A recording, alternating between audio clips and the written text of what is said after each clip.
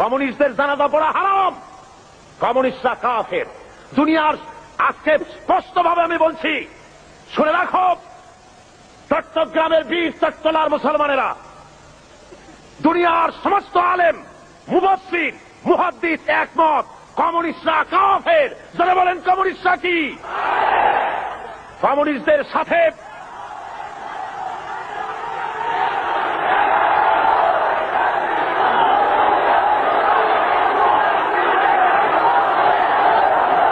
আমাদের দেশে, শুনুন, আমাদের দেশে যারা আওয়ামী লীগ করে তারা মুসলমান। তারা কি বলেন? আওয়ামী লীগের ভিতরে বহু লোক আমি দেখেছি হজ করে, নামাজ পড়েছে, তাহাজ্জুদের নামাজও পড়ে, তারা আল্লাহ বিশ্বাস করে, ঠিক কিনা করে? মুসলিম লীগ করে, বিএনপি করে, অন্যান্য যত রকমের আছে, এরা মুসলমান, কোন সন্দেহ নাই। এরা কি? তাদের রাজনৈতিক চিন্তার সাথে আমাদের মিল না হতে পারে, কিন্তু তারা মুসলমান। কিন্তু মনে রাখতে হবে, এরা মুসলমান ঠিকই, কিন্তু কমিউনিস্টরা যে কাফের এতে কোনো সন্দেহের অবকাশ, যেহেতু তারা আল্লাহ মানে না, তারা রাসূল মানে না। যদি আল্লাহ রাসূল মানে, তাহলে কার্ল মার্কসের মতবাদ কেন মানে জিজ্ঞাসা করি, মানতে পারে? সুতরাং আজ মুসলমানদেরকে ঐক্যবদ্ধ হতে হবে। ওরা চায় বাংলাদেশকে আর একটা আফগান বানাতে। কি বানাতে চায়? আফগানিস্তানে যুদ্ধ চলতেছে বিগত 9 বছর। কত বছর? 9 বছর রাশিয়ার কাফেরেরা যুদ্ধ চালাচ্ছে আফগানের বুকে। আফগানের মুসলমানেরাও কম না, আলহামদুলিল্লাহ পড়েন। আফগান মুজাহিদিনরা এ পর্যন্ত প্রায় 70 থেকে 80 হাজার রাশিয়ার কাফের সৈন্যদেরকে জাহান্নামের টিকিট করে পাঠিয়ে দিয়েছে, আলহামদুলিল্লাহ পড়েন। আল্লাহ রাব্বুল আলামিন মুসলমানদেরকে মদত করে থাকেন যারা আল্লাহর কাছে মদত চায়। সুতরাং ওরা চায় দেশকে আফগান বানাতে। আমি বলি মুসলমানদেরকে, মুসলমানেরা, আফগানের মুসলমানেরা পালাবার জায়গা পেয়েছে। 50 লক্ষ আফগানি মুসলমানেরা আজ পাকিস্তানে আশ্রয় নিয়েছে। 7 লক্ষ আফগানি তারা জায়গা পেয়েছে ইরানে। কিন্তু বাংলাদেশে যদি তোমার উপরে রাশিয়ান কাফিরেরা, কমিউনিস্ট কাফিরেরা যদি মুসলমানদের উপরে বাংলাদেশে আফগান স্টাইলে বিপ্লব শুরু করে দেয়, তোমার পালাবার কোন জায়গা আছে নাকি বলো? জোরে বলেন, পালাবার জায়গা আছে?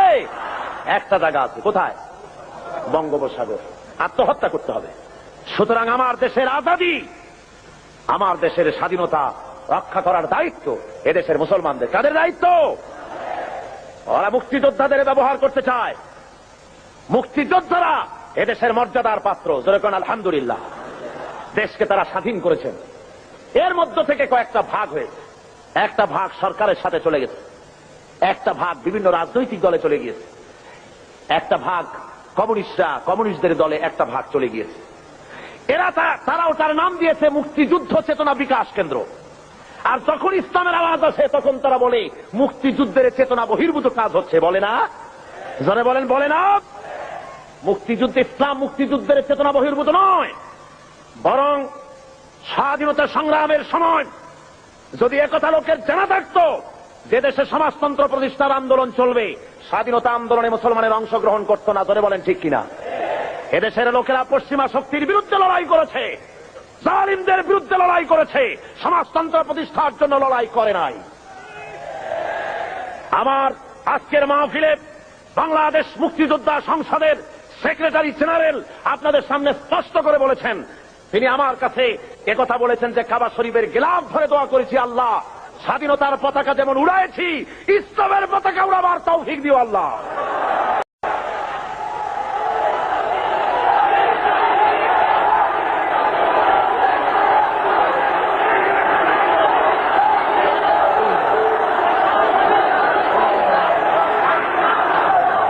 সুতরাং ভাইয়ের আমার,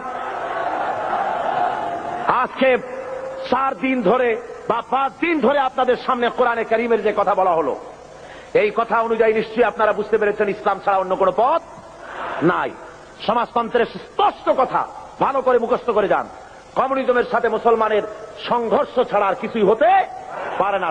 সমাজতন্ত্রের সাথে, কমিউনিজমের সাথে মুসলমানের, ইসলামের কোন মিতালি কিয়ামত হয়ে যেতে পারে। সূচের ছিদ্র দিয়া উট চলে যেতে পারে, কমিউনিস্টদের সাথে ইসলামের সাথে কোনো সম্পর্ক হতে পারে না। সুতরাং মুসলমানেরা, কমিউনিস্টদের জনসভায় যাওয়া হারাম, কমিউনিস্টদের মিছিলে যোগ দেওয়া হারাম, তাদেরকে 4টা পয়সা সহযোগিতা করা হারাম। জোরে বলেন কি? ও মুসলমানেরা, কমিউনিস্টদের কোন সহযোগিতা তোমরা করবে? কারা করবে না হাত উঁচু করে দেখাও। হাত নামান, হাত নামান, হাত নামান।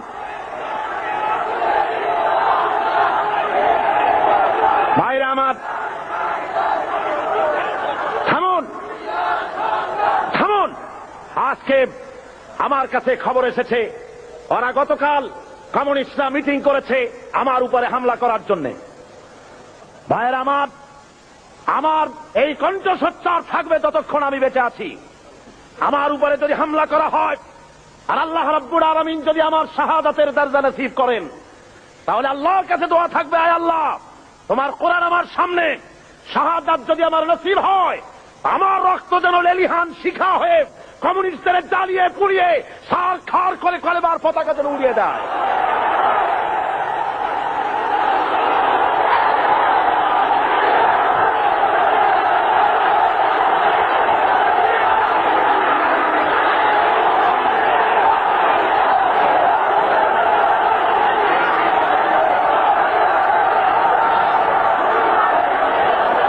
ভাইরা আমার, আল্লাহ রাব্বুল আলামিন সাফ করে বলেছেন জমিন হলো আল্লাহর। এই জমিনে আপনারা কোরআনের রাজ কায়েম করার জন্য প্রস্তুত আছেন? জোরে বলেন, আছেন? যদি জেলে যাওয়া লাগে যাবেন, যদি ফাঁসির মঞ্চে চড়া লাগে চড়বেন। আল্লাহ রাব্বুল আলামিন বলছেন, শুনুন, ওয়াকাতিলুহুম হাত্তা লা তাকুনা ফিতনাতুন ওয়া ইয়াকুনা আদ-দীনু কুল্লুহু লিল্লাহ। সংগ্রাম করো, লড়াই করো সেই পর্যন্ত যতক্ষণ আমার দিন কায়েম না হয়, ফিতনা ফাসাদ দুনিয়া থেকে মূলোৎপাটিত যতক্ষণ না হয়, ততক্ষণ পর্যন্ত তোমরা লড়াই করতে থাকো আমার দিন কায়েম না হওয়া পর্যন্ত। ইল্লা তাফআলুহু তাকুন ফিতনাতুন ফিল আরদি ওয়া ফাসাদুন কাবীর। তাকুন ফিতনাতুন ফিল আরদি ওয়া ফাসাদুন কাবীর। যদি এই সংগ্রামে লিপ্ত না হও, যদি এই জিহাদে শরীক না হও, তাহলে বিরাট ভাঙন আর বিপর্যয় তোমাদের জন্য চলে আসবে। সুতরাং এই ময়দানে তোমাদের আসতে হবে। এটা হলো শাহাদাতের ময়দান। এই ময়দানে আসতে পরে ইল্লা আল্লাহর দিন কায়েমের জন্য যদি চেষ্টা করেন, তাহলে রক্ত দেওয়া লাগে, জান দেওয়া লাগে, মাল দেওয়া লাগে। কবি বলতেছেন, ये शहादत गहे उल्फत में कदम रखना, लोग समझते हैं आसा है मुसलमान होना। লোকেরা মনে করে মুসলমান হওয়া খুব সহজ। না, মুসলমান হওয়া সহজ নয়। আল্লাহর দ্বীন জমিনে কায়েমের জন্য এটা শহীদ ঈদগাহ। এ ময়দানে রক্ত দিতে হয়। কি দিতে হয়? আর সেই রক্ত রক্ত নয়, সে মৃত্যু মৃত্যু নয়, সে মৃত্যু হলো জীবন। সে মৃত্যুর নাম কি? সে মৃত্যুর নাম কি? আল্লাহ রাব্বুল আলামিন শাহাদাতের মওতকে এত বড় বরকতপূর্ণ মর্যাদাপূর্ণ করেছেন। শহীদি মওত যদি কারো নসিব হয়ে যায়, তাহলে সে মওত পিঁপড়ায় কাটা যন্ত্রণার চাইতে আর বেশি কিছু হয় না। মানুষ মরে যাবে, শহীদি মওত যদি নসিব হয়ে যায়, মরার সঙ্গে সঙ্গে এদিকে মরবে আর ওদিকে আল্লাহ রাব্বুল আলামিনের সঙ্গে দিদার নসিব হয়ে যাবে। এই ময়দানে কাজ করতে আসবেন, অস্ত্রপাতির প্রয়োজন নাই, জনসংখ্যা বেশি দেখার দরকার নাই। আল্লাহ বলেছেন, ঈমান যদি মজবুত হয় তাহলে তোমার যা দরকার আমি দিয়া দিব। ইন তানসুরুল্লাহ ইয়ানসুরকুম। তুমি যদি আল্লাহর মদদ করো, আল্লাহ তোমাকে সাহায্য করবেন। তার মানে হলো, তোমরা যদি ইসলামের সাহায্য করো, আল্লাহ তোমাকে সাহায্য করবেন। জোরে বলেন সুবহানাল্লাহ। আল্লাহর সাহায্য করো, ইসলামের সাহায্য করো, তোমাকে আল্লাহ সাহায্য করবেন। তাওহীদ কি আমানত सीनों में है हमारे। আল্লামা ইকবাল বলেন, তাওহীদ কি আমানত सीनों में है हमारे, मुमकिन नहीं मिटाना नाम निशान हमारा। একাত্মবাদের আমানত আছে সিনার মধ্যে। আমরা ভয় পাই না কাউকে, যেহেতু আমরা কাপুরুষ নই, আমরা মর্দে মুমিন। আমরা কারা বলুন? ভয় পাই না। সুতরাং আমাদের অস্তিত্ব মাটি থেকে মিটিয়ে দেওয়ার ক্ষমতা কারো নাই। হযরতে সাদ বিন আবি ওয়াক্কাস রাদিয়াল্লাহু তাআলা আনহু পারস্যের বহরাস নগর অবরোধ করে নদী পাড়ি দিয়ে চলে যাবেন, নদীর উপরে আফ্রিকার ভূখণ্ডে চলে যাবেন ইসলাম প্রচার করার জন্য। 60,000 মুসলমান সাহাবীর সাথে। হযরতে সাদ বলছেন, এই মুসলমানেরা, দরিয়া পার হওয়ার কোনো ব্যবস্থা নাই, তো এখন তোমরা কি ইসলাম এই পর্যন্ত রাখবা না আফ্রিকাও নিয়ে যাবা? মুসলমানেরা বলল, আপনার যা হুকুম করবেন, ইসলামের আওয়াজকে ছড়িয়ে দেওয়ার জন্য আমরা সে হুকুম মানতে রাজি আছি, আফ্রিকার ভূখণ্ডও যাব।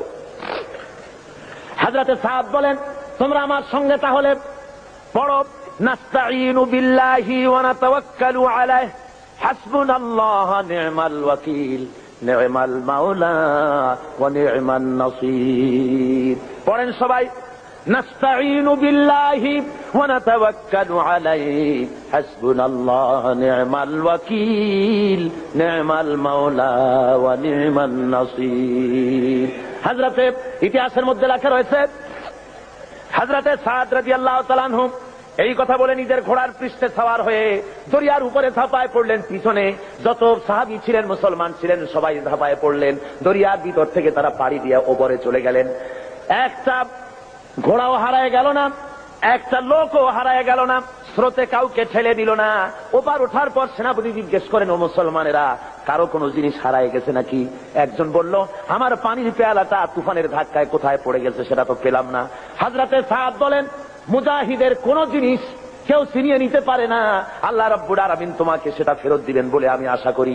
এই কথা তিনি বক্তৃতা করতেছেন, এমন সময় লক্ষ্য করা গেল তুফানের আঘাতে একটি বাতি এসে তাদের সামনে পড়ে গেল।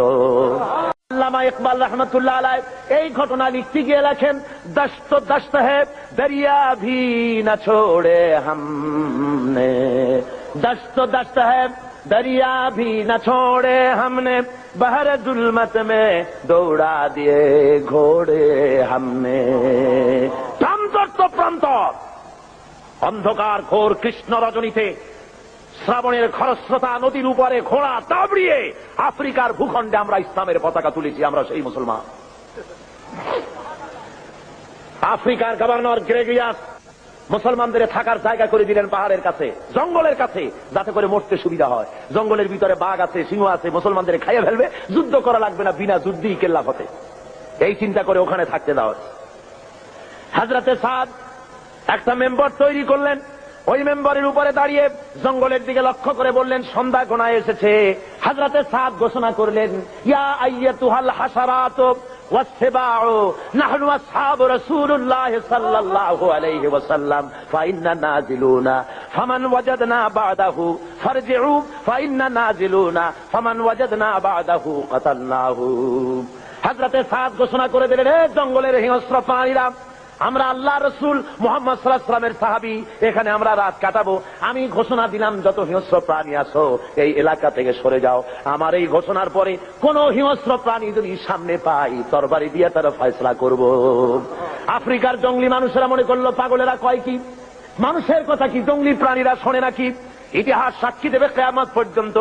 হযরত সাদের এই ঘোষণার সঙ্গে সঙ্গে দেখা গেল সিংহের লাইনে সিংহ, বাঘের লাইনে বাঘ, সাপের লাইনে সাপ, যার যার ডিম আর বাচ্চা মুখে নিয়ে মিলিটারি লাইনের মতো ফলিন হয়ে সব এই এলাকা ছেড়ে অন্যত্র চলে গিয়েছে। মুসলমান, আমরা সেই জাতি যারা এই পৃথিবীর বুকে আল্লাহর দেওয়া বিধান কায়েমের জন্য যারা ময়দানে কাজ করেছে।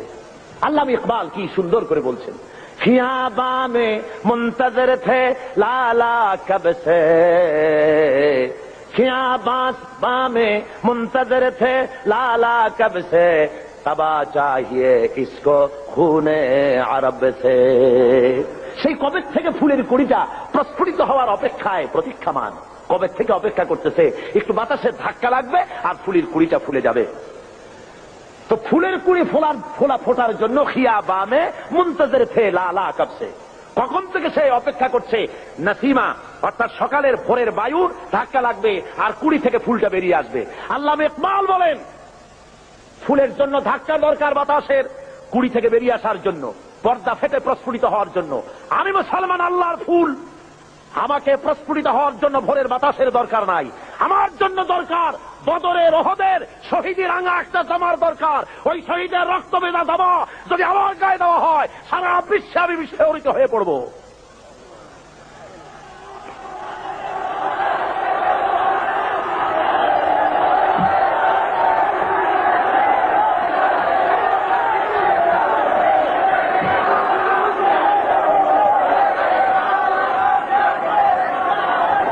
ভাইরা আমার, এই জন্য আজকে মুসলমানদের সামনে ইতিহাস পড়ে আছে।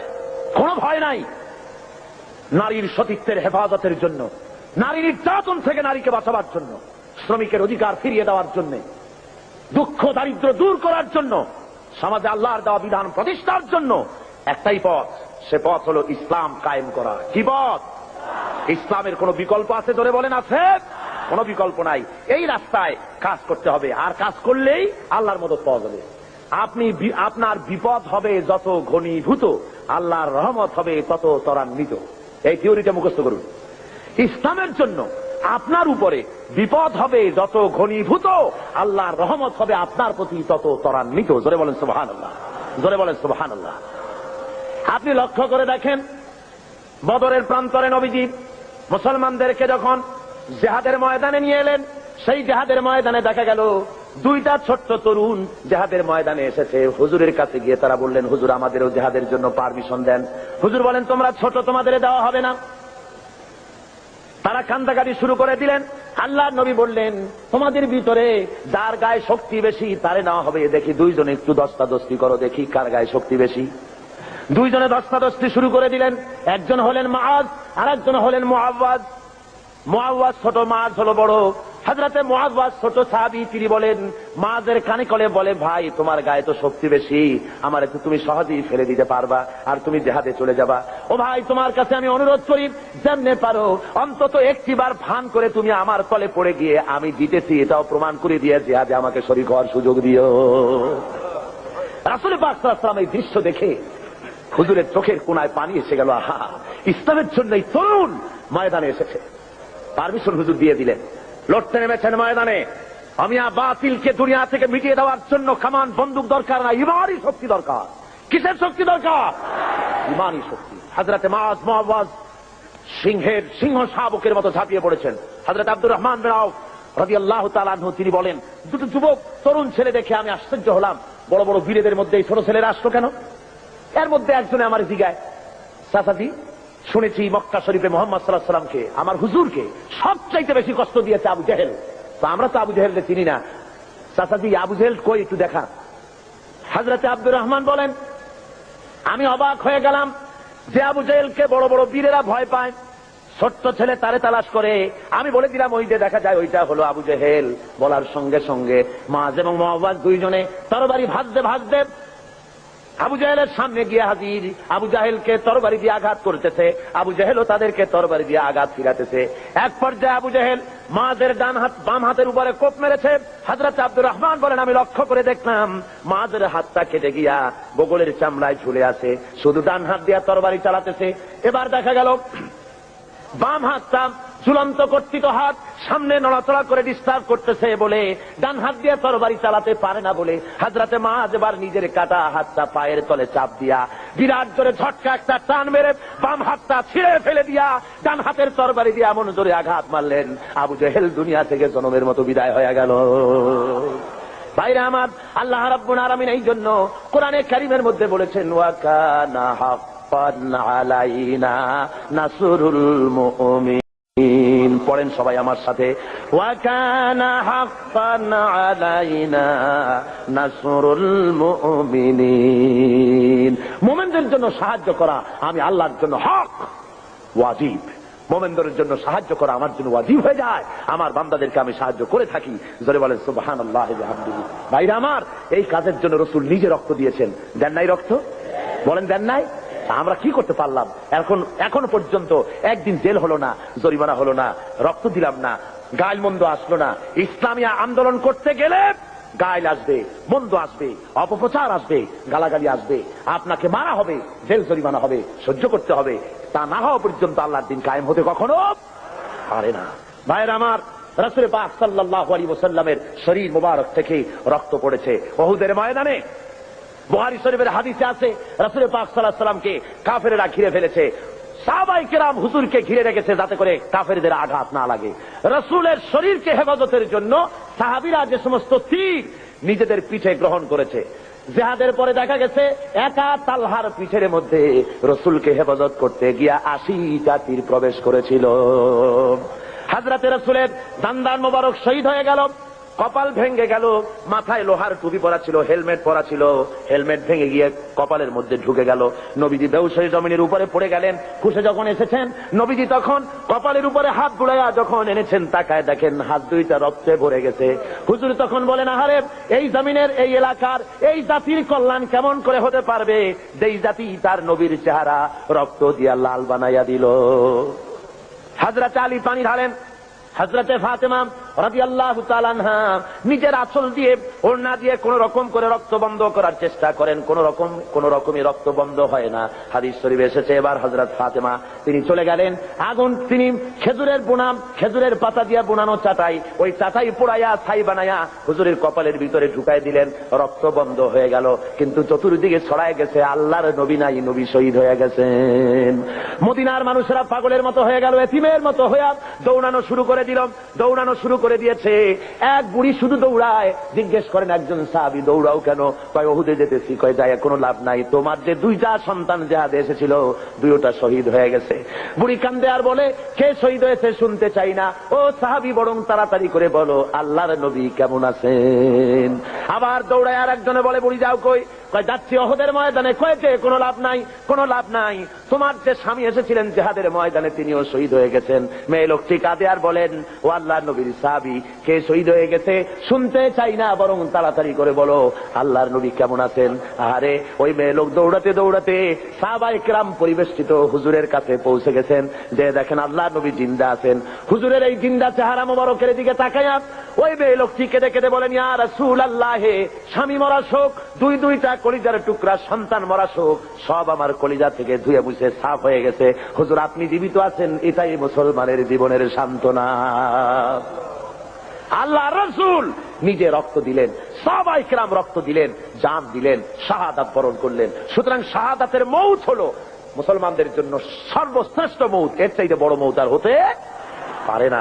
সেই জন্য বলছি, আসুন আল্লাহর দেওয়া বিধান কায়েমের জন্য মুসলমানদেরকে অগ্রসর হতে হবে, জান দিতে হবে, মাল দিতে হবে, রক্ত দিতে হবে। আল্লাহ রাব্বুল আলামিনের এই পথে চলতে গেলে সবকিছুই করতে হয়।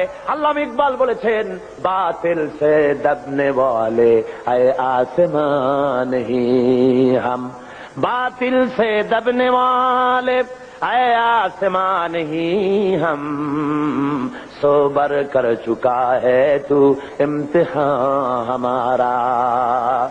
বাতিলের সামনে মাথা নত করা জাত আমরা নই। হে আকাশ, হে জমিন, বহুবার তোমরা দেখেছো আমরা পরীক্ষায় উত্তীর্ণ হয়েছি, মানুষের তৈরি করা আইনের সামনে মাথা নত করি নাই কখনো। যেহেতু আমরা মুসলমান, আমরা বেঁচে থাকলে হব গাজী, মরলে হব কি? বাঁচলে গাজী, মরলে শহীদ। সুতরাং এই শাহাদাতের মৌতি আমাদের তামান্না হওয়া উচিত। হাদিস শরীফে এসেছে, মুসলমানেরা সবসময় সংখ্যায় ছিল কম আর কাফেররা ছিল বেশি, কিন্তু জিতেছে কারা? জিতেছে কারা?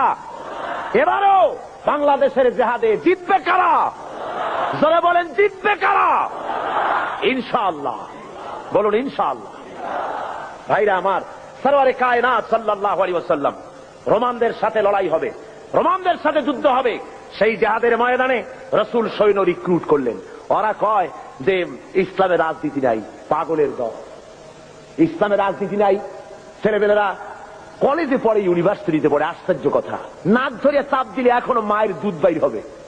কয় যে ইসলামের রাজনীতি নাই, ধর্মান্ধরা নিজেরা রাজনীতি বানাইছে। নাউজুবিল্লাহ। সেদিনের ছেলে এই ধরনের বেয়াদবি কথা বলার সাহস পাও কিন্তু? যে যে জিনিস জানে না তার সে সম্পর্কে কোনো কথা বলা উচিত নয়। রাসূল রাজনীতি করেন নাই তো কি করেছেন? রাসূল কি বৈরাগী ছিলেন? যারা বলেন বৈরাগী ছিলেন? আমার আল্লাহর নবী সেনাপতি ছিলেন, কমান্ডার ইন চিফ। যারা বলেন কি ছিলেন? সেনাপতি। আমার নবী প্রেসিডেন্ট ছিলেন, তো পরিচালনা করেছেন, অর্থনীতি দিয়েছেন, সমাজনীতি দিয়েছেন, সৈন্য রিক্রুট করেছেন, সৈন্য রিক্রুট করেছেন। মুতার প্রান্তরে লড়াই হবে, 1 লক্ষ রোমান সৈন্য আর মুসলমান মাত্র 3000। মুসলমান মাত্র কত? মাত্র 3000। আমি আরো বলেছি আপনাদেরকে এই হাদিসের এই কাহিনীটা, আবারও শোনাতে চাই, ইমানি জজবা বাড়ুক। 1 লক্ষ রোমান সৈন্য, তাদের সামনে 3000 মুসলমান। কি আশ্চর্য কথা! আর ওরা হলো অস্ত্রে শস্ত্রে সজ্জিত, আর এদের কাছে ভাঙ্গা ছেঁড়া অস্ত্র। ভাইরা আমার, আল্লাহর নবী 3000 মর্দে মুজাহিদ তৈরি করে নিয়ে আল্লাহর নবী জনাবে মুহাম্মদ রাসূলুল্লাহ সাল্লাল্লাহু আলাইহি ওয়াসাল্লাম বললেন, এবারে আমি সেনাপতি নির্বাচিত করতে চাই। ওগো সাহাবীরা, তোমাদের মধ্যে এই যুদ্ধের ভিতরে প্রধান সেনাপতির দায়িত্ব পালন করবেন আমার ছেলে যায়েদ। কোথায় তুমি? হযরত যায়েদ দাঁড়িয়ে গেলেন, ইয়া রাসূলুল্লাহ লাব্বাইকা ওয়া সাদাইক। আমি যায়েদ হাজির। যায়েদ হলেন হুজুরের কি ছেলে? পালক পুত্র। বললেন আমি উপস্থিত। হুজুর বললেন, 2 নম্বরে সেনাপতির দায়িত্ব পালন করবে আমার চাচাতো ভাই হযরতে আলীর ছোট ভাই জাফর বিন আবি তালেব। কোথায় তুমি? উনিও দাঁড়িয়ে গেলেন। হুজুর বলেন, 3 নম্বরে দায়িত্ব পালন করবে হযরতে আব্দুল্লাহ বিন রাওয়াহা। কোথায় তুমি? তিনিও দাঁড়ায় গেলেন। হুজুর বলেন, তোমরা চলে যাও, নিজেদের বাড়ি গিয়ে বিবি বাল বাচ্চা মা বাপের কাছ থেকে বিদায় সালাম আরজ করে আস। ভাইয়ের আমার, আমি বলে থাকি, এই দুনিয়ায় না জেনে হঠাৎ করে সামনের থেকে পিছন থেকে কেউ যদি গুলি খায়, এ ধরনের গুলি খেয়ে মরা হলো এক জিনিস, আর জেনে বুঝে মরা হলো ভিন্ন জিনিস। বলেন ঠিক কিনা? ওনারা জানেন নিশ্চিত ভাবে মরে যাওয়া ছাড়া কোনো পথ নাই। শাহাদাতের জন্য পেয়ালা ইফতারা পান করতে যাবেন, যেহেতু হুজুর বলেছেন জিহাদের ময়দানে সেনাপতি লাগবে একজন, কিন্তু হুজুর বলেছেন 3 জন। তাহলে বোঝা গেল এই 3 জনের একজনও ফিরে আসবে না, শহীদ হয়ে যাবে। হযরতে যায়েদ দাঁড়িয়ে বলেন, ইয়া রাসূলুল্লাহ, আমার তো আর যাওয়ার জায়গা নাই, আমার তো মা বাপ নাই, আপনি আমার আব্বা, আপনি হুকুম করেছেন। আমার মা হযরত আয়েশা ঘরে বসে শুনেছেন, আমি মেনে নিলাম। আমান্না সাল্লামনা সামি'না ওয়া আতা'না। হযরতে জাফর তিনি চলে গেলেন বাড়ি। বিবিকে ডেকে বলেন, ওরে বিবি, আমার সালাম নাও, আল্লাহ নবী আমাকে সেনাপতি বানাইছেন, মুতার যুদ্ধের রোমকদের বিরুদ্ধে লড়াই করতে যাচ্ছি। সুতরাং আমি তোমার কোনো হক আদায় করতে পারি নাই। স্বামী স্ত্রী হিসাবে ঘর গৃহবাস করতে গিয়ে কোনো হক যদি তোমার নষ্ট করে থাকি, আল্লাহর হস্তে তুমি আমারে মাফ করে দিও। স্ত্রী বলেন, ওগো আমার স্বামী, আল্লাহ নবী অর্ডার করেছেন, সে পথ থেকে ফিরবার কোনো ক্ষমতা আমার নাই। আমি বরং আল্লাহর কাছে দোয়া করি, রব্বুল আলামিন, আমার স্বামী জিহাদের ময়দানে যেতেছে, আমার স্বামীকে জিহাদির গাজী বানাই আমার কাছে আবার ফিরাইয়া দিও। হযরতে জাফর তরবারি দিয়া, তরবারির উল্টা পিঠ দিয়া স্ত্রীর হাতের উপরে মৃদু আঘাত করলেন, বললেন, বিবি রে, উল্টা দোয়া করো না, তোমার উল্টা দোয়া আল্লাহ রব্বুল আলামিন কবুল করবেন না। যেহেতু নবীজি আমার নাম মাঝখানে বলেছেন, আমার আগেও একজন আছেন, পরেও একজন আছেন। আজকের তোমার সাথে এই মুহূর্তে জীবনের আমার শেষ দেখা, আর কোনদিন তোমার সাথে দেখা হবে না। তোমাকে সালাম দিয়ে যেতেছি, আমার বাচ্চা রইল, আমার বাচ্চাগুলারে দেখো, ওদেরকেও আমার এই রাস্তায় তুমি বানায়ো। হযরতে জাফর রওনা করলেন। বিবি তড়পাচ্ছে, কাটা কবুতরের মতো বিবি ছটফট করে, আর পিছনে কলিজার টুকরা সন্তানগুলি আব্বা আব্বা বলে পিছনে পিছনে দৌড়ায়। মর্দে মুজাহিদ জাফর পিছনে একবারও তাকায় দেখলেন না, কে কান্দে কে দৌড়ায়। হযরতে আব্দুল্লাহ বিন রাওয়াহা তিনি চলে গেলেন নিজের বাড়ি। ওই দিন ছিল তার বাসর সজ্জা, ওই দিন ছিল তার ফুল সজ্জার রাত। নতুন বিবাহ করেছে, বাসর সজ্জা হবে। ঘরে গিয়ে শোনে বিবি কোরআন তেলাওয়াত করতেছে। হযরতে জাফর বলেন, বিবি রে, আমার সালাম গ্রহণ করো। হযরতে আব্দুল্লাহ বলেন, ও বিবি, আমার সালাম গ্রহণ করো, তুমি কোরআন তেলাওয়াত একটু সময়ের জন্য বন্ধ করো। তোমার সঙ্গে বিয়ে হয়েছে, কিন্তু আমি তোমার কোনো হক আদায় করতে পারি নাই, আমাকে তুমি আল্লাহর হস্তে মাফ করে দিও। নবীজি আমাকে সেনাপতি বানাইছেন জিহাদের ময়দানের জন্য, আমি চললাম জিহাদের মাঠে। বিবি বলে, স্বামী, তুমি জানো আমি এই মদিনার এক সুন্দরী রমণী, আমিও জানি তুমি এই মদিনার সুন্দর সুপুরুষ, কিন্তু একবার একটু দেখতে পারলাম না প্রাণ ভরিয়া। একটুখানি ঘরের মধ্যে আসো, তোমার চেহারাটা জীবনের মতো একবার দেখে নেই। স্বামী বলেন, আমি ঘরের মধ্যে ঢুকবো না, ঘরের মধ্যে ঢুকতে পরে তোমার প্রতি আমার প্রেমের আকর্ষণ বাড়বে, ভালোবাসা বাড়বে। বিবি বলে, আল্লাহর কসম, প্রেম নিবেদন করব না। ঘরের মধ্যে ঢুকতে পরে শুধু একটি বারের জন্য আমি চেহারাটা দেখে রাখবো, যাতে করে কিয়ামতের দিন আল্লাহর দরবারে অগণিত মানুষের মাঝে তোমারে আমি স্বামী বলে যেন গ্রহণ করে নিতে পারি। হযরতে আব্দুল্লাহ বলেন, ওগো প্রাণীর স্ত্রী, যদি তাই হয় সেজন্য আমাকে দেখার কোনো দরকার নাই। আমি শহীদ হওয়ার পর যদি তুমি ধৈর্য ধারণ করে থাকো, তাহলে আল্লাহ রাব্বুল আলামিন কিয়ামতের ময়দানে তোমাকে আমাকে স্বামী স্ত্রী হিসাবে পরিচয় করাইয়া দিবেন। তিনজন চলে গেলেন, 3000 সৈন্য নিয়ে চলে গেলেন তারা মুতার প্রান্তরে। 1 লক্ষ রোমান সৈন্যদের বিরুদ্ধে লড়া হলো। লড়তে লড়তে ময়দানে দেখা গেল মুসলমানেরা, হযরত যায়েদ মুসলমানদের ভিতর থেকে শাহাদাত বরণ করলেন, অনেক কাফের মারা গেল। এবার হযরতে জাফর ঝান্ডা হাতে নিয়ে সামনে অগ্রসর হতেছেন। কাফেরেরা হযরত জাফরকে ঘিরে ফেলেছে। হযরতে জাফরের বাম হাতে কোপ মেরেছে, হযরত জাফর ডান হাতে ঝান্ডা নিলেন। ডান হাতে কোপ মেরেছে, এবার দুটো হাত ঝুলে পড়লো, কাটা দুইটা হাত দিয়া ইসলামের ঝান্ডা বুকের সাথে জড়াইয়া ধরিয়া পাশের সাহাবীকে ডেকে বলে, আল্লাহর নবীর সাহাবী, নবীজিকে আমার বিদায় সালাম বলে দিও, আর নবীকে বলে দিও আল্লাহ নবীর হুকুম মোতাবেক ইসলামের পতাকা যতক্ষণ পর্যন্ত শরীরের মধ্যে রুহু ছিল আমি পতাকা মাটিতে পড়তে দেই নাই। আমার মনে হয় আমি শহীদ হয়ে যাব, যেহেতু আমার নাকের মধ্যে এখন আমি আল্লাহ পাকের জান্নাতের সুঘ্রাণ পেতেছি। ভাইরা আমার, হযরতে জাফর শহীদ হয়ে গেলেন। এরপরে হযরতে জাফর শহীদ হওয়ার পর হযরতে আব্দুল্লাহ এবং হযরতে আবু উবায়দা দুইজনে এলেন এই পতাকা ধারণ করার জন্য। কয় আমরা গেলাম পতাকা আনতে, দূর থেকে দেখি পতাকা উঠতেছে, মনে মনে ভাবলাম এই পতাকা কে উড়ায়, কে ওখানে, আমাদের আগে কে গেল। যাইয়া দেখি হযরতে জাফরের হাত পাও গুলো ওরা কেটে ফেলেছে কাফেরেরা। ডান হাত কেটে একদিকে ফেলেছে, বাম হাত আর একদিকে, দুই পা কেটে দুই দিকে ফেলে দিয়েছে, দেহটা একদিকে ফেলে দিয়েছে, আর শুধু মাথা শুধু কল্লাম একদিকে পড়ে থেকে ইসলামের পতাকা কামড়াইয়া ধরিয়া উঁচা করে রেখে দিয়েছেন। ভাইরা আমার, হযরতে আবু উবায়দা বলেন আমি হযরতে জাফরের মাথা, পা, হাত এবং দেহ সব এক জায়গায় করে পায়ের তালু থেকে শুরু করে পেছানি পর্যন্ত চুমা খাইলাম, কাফনের কাপড় পরাইয়া দাফন করে দিলাম রক্ত মাখা শরীর নিয়া। যেহেতু যারা শহীদ হয়ে যায় তাদেরকে গোসল করানো হয় না। অমিয়া শহীদ হওয়া বড় সোজা ব্যাপার না, কঠিন ব্যাপার। শাহাদাতের মউত এত বরকতপূর্ণ মউত, রক্ত মাখা জামা গায়ে দিয়া জুতা জামা যা থাকে ওই অবস্থায় তাকে কবরের মধ্যে শোয়াই দেওয়া হয়, গোসল দেওয়ানো হয় না।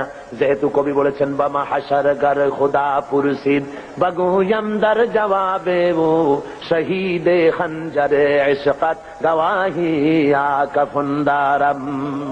কিয়ামতের দিন আল্লাহ রাব্বুল আলামিন যখন জিজ্ঞেস করবেন শহীদদেরকে, বান্দারে তুই আমার জন্য দুনিয়ায় কি করেছিস? শহীদ বলবে খোদা গো কিছুই করতে পারি নাই, কিছুই করতে পারি নাই, তোমার দ্বীনকে জমিনে কায়েমের জন্য কথা বলেছি, লড়াই করেছি, ওই অপরাধে কাফের বেঈমানেরা আমাকে মেরেছে, ওই রক্তওয়ালা চিহ্ন নিয়ে আজ তোমার দরবারে হাজির।